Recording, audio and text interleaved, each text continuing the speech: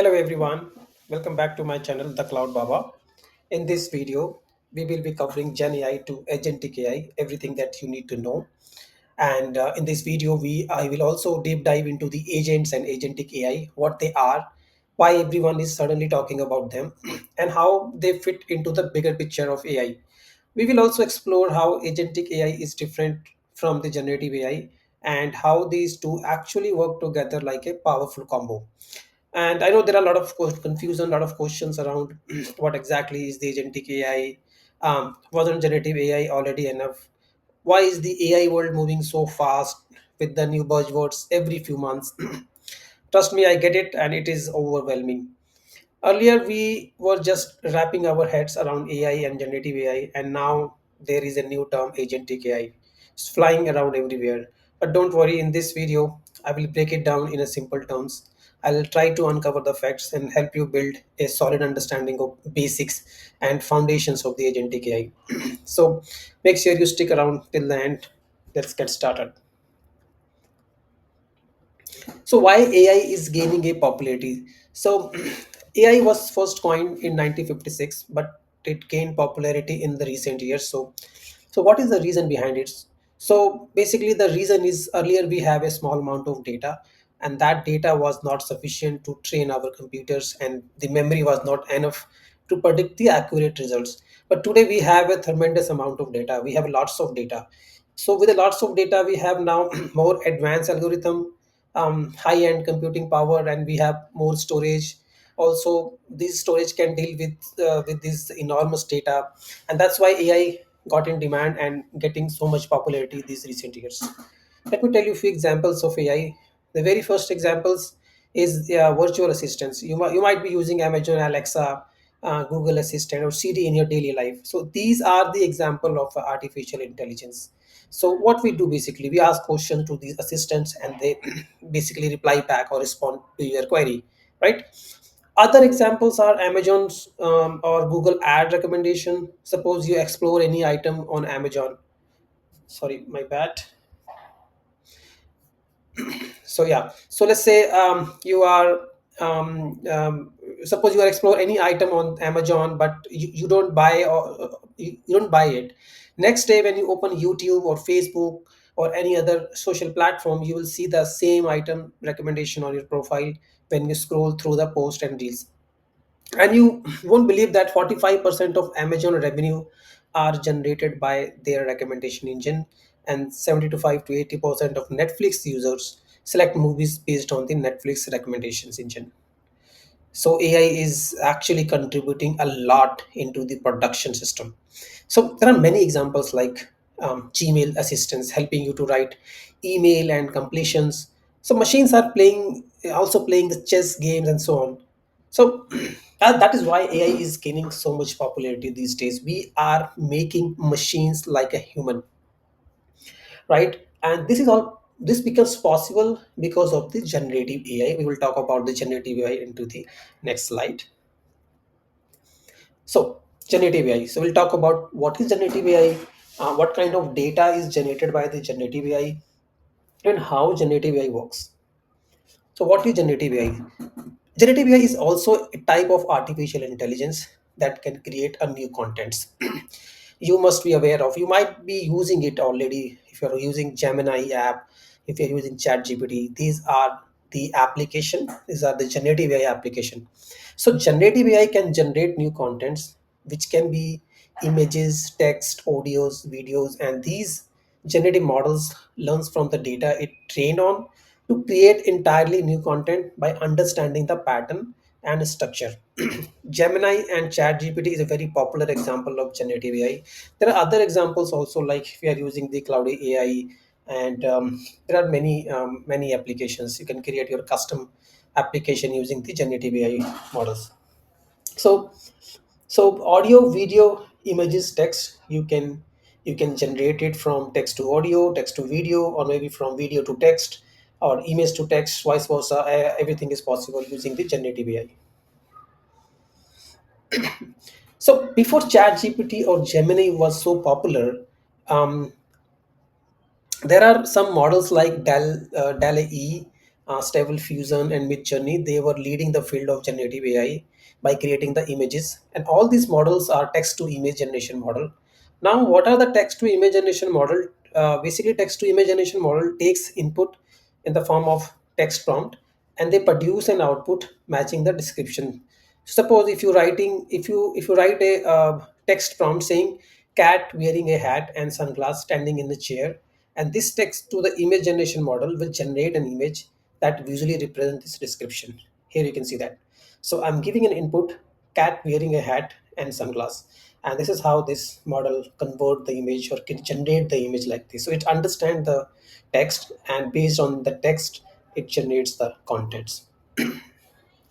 So there are also a video generation model, Runway. If you have not heard, you can check it out. Runway recently introduced Gen 3 Alpha, and which is an AI model that can generate realistic videos clips up to 10 seconds long from the text prompt. Another big model in this space is a Sora by OpenAI. I hope you have heard it. This is very, very much popular. It's a powerful video generation model, but I think it's already released. Yeah, it's already released.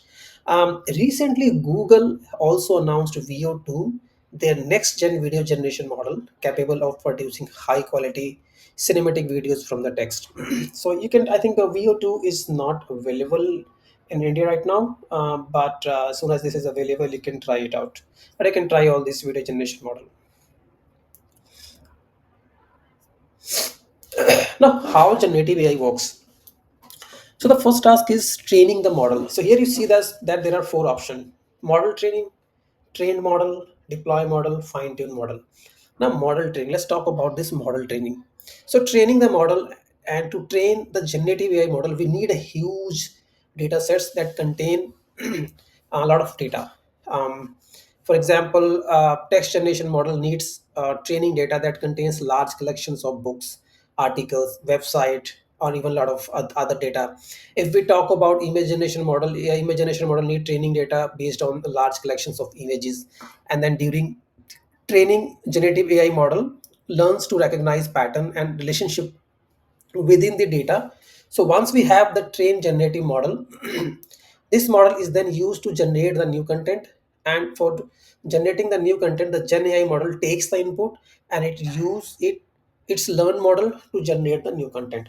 So you must be heard about the models, like behind the chat GPT there is a model like GPT mini 4 3 lot of version. Gemini also has a lot of model: Gemini Flash, Gemini 2.0, Gemini mini. I mean, there are endless, there are many models. What are those models? These are the LLM models. We'll talk about the LLM models in the next slide. But these models are trained on certain data, right?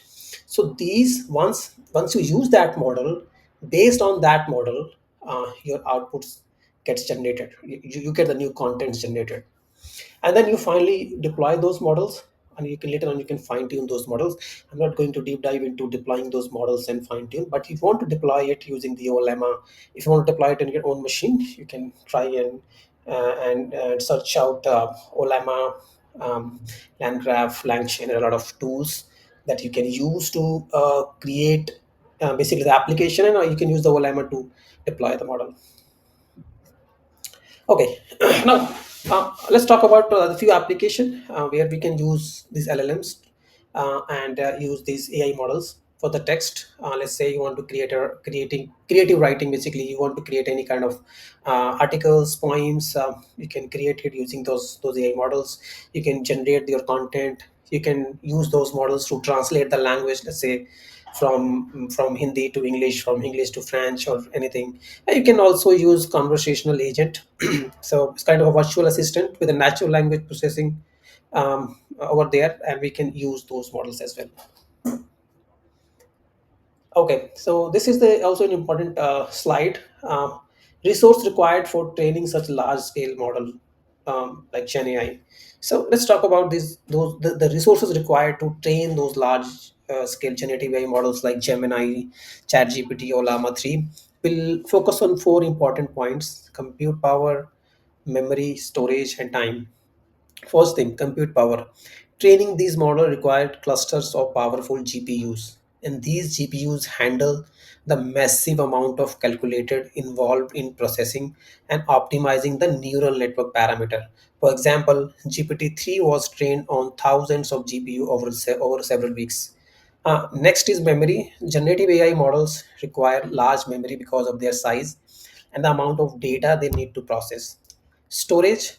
To train this model, we need a very large training data sets, which requires huge storage capacity.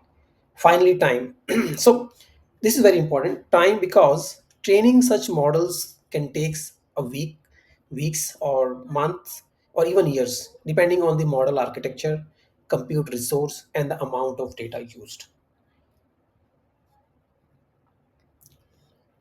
Okay, so what is agentic AI? So here we have covered generative AI. It is just the basic of generative AI. So now we will be talking about the agentic AI. Now, what is agentic AI? I will cover this agentic AI in my next video. Where will I will I'll try to cover why we actually need agentic AI. Why generative AI is not enough. So think about it. Generative AI is just used to generate the content where as a user, you ask a question and it generates the content, it answers your questions, but it cannot take the actions, right? And this is where we are bringing agentic AI these days. Now, what agentic AI, why it is so much powerful, why there is a buzz around it. There are a lot of agents are now being deployed, and now it's time has come that that all the agents are now will interact with each other and create the entire application logic. So we will cover everything about the agentic AI in next slide, and we will also try to deploy an agent using Google Cloud ADK, and we will see how those agents can be deployed. We will deploy multiple agents and tools. So yeah, we will talk about it. So that's it for today. I'll see you in the next video. Thank you.